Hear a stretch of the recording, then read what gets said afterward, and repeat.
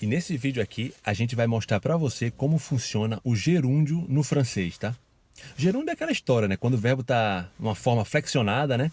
Terminando em NDO em português, né? O verbo gostar, a gente diz gostando, correr, correndo, sorrir, sorrindo, assim por diante. É basicamente NDO no final, ok. Mas em francês existem duas maneiras de fazer a relação com esse nosso gerúndio. Duas? Isso mesmo. Duas maneiras.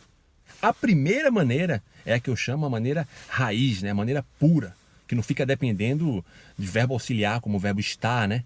No caso de eu vou estar enviando, eu vou estar providenciando. Quem nunca ouviu isso, né? Na verdade não serve para nada, né?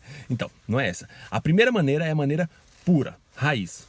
Essa maneira no francês é quando você usa o un e o final ANT. Un. Vamos para o exemplo que vai ficar mais fácil entender. Quando você diz, por exemplo, chegando em casa, a gente conversa. Que pai nunca disse isso e que filho quase morreu de tensão só de esperar, né? Então, chegando em casa. Chegando em casa, bom, em francês o verbo chegar é arriver. Arriver.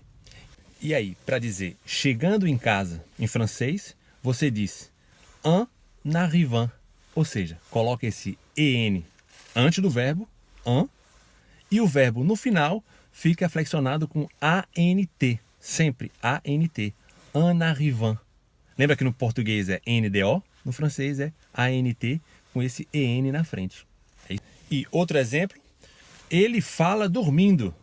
Estranho isso, né? Mas tem coisa mais estranha que isso, eu conto mais na frente. Ele fala dormindo. Em francês seria il parle en dormant. Então, esse EN antes do verbo dormir e o verbo dormir flexionado com ANT no final. Il parle en dormant. Ele fala dormindo. É isso aí. Essa é a primeira maneira pura, raiz do gerúndio em francês. E agora, a segunda maneira de fazer uma relação com o nosso gerúndio, tá?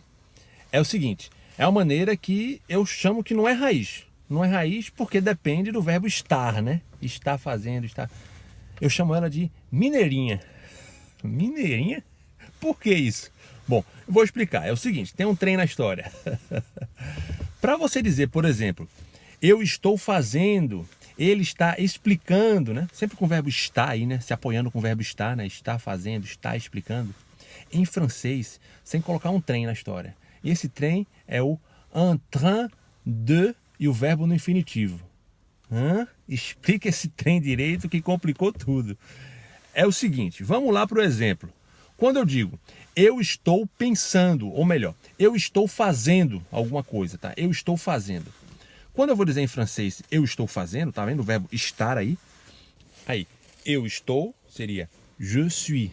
Eu estou fazendo, je suis. Para dizer fazendo, você tem que colocar un train, o train, aí depende do sotaque da região, né? Un train de, aí coloca o verbo no infinitivo, o verbo fazer, e fica faire. Je suis en train de faire. Então seria algo como eu estou no trem de fazer. Estranho? Mas é assim que funciona no francês, com esse trem aí. Eu estou explicando. Je suis en train d'expliquer. En train de e o verbo no infinitivo. Sempre. Eu estou falando. Je suis en train de parler. É isso aí. Abraço! E no começo eu falei do exemplo, né? De falar dormindo, né? Parler en dormant, né? Bom, essa história aconteceu comigo. Na verdade, o contrário, né? Dormir falando. Dormir en parlant.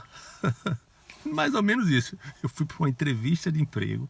Na verdade, a pessoa, o entrevistador, dormiu quando eu estava falando. Quand j'étais en train de parler. Tava chato o que eu tava dizendo, né? Ele dormiu. Literalmente dormiu. E aí, sabe o que eu fiz? Eu falei, peraí, eu tô falando a minha história. Deve estar chata a minha história, mas daí a dormir, cara? Não. Aí eu decidi ficar mudo.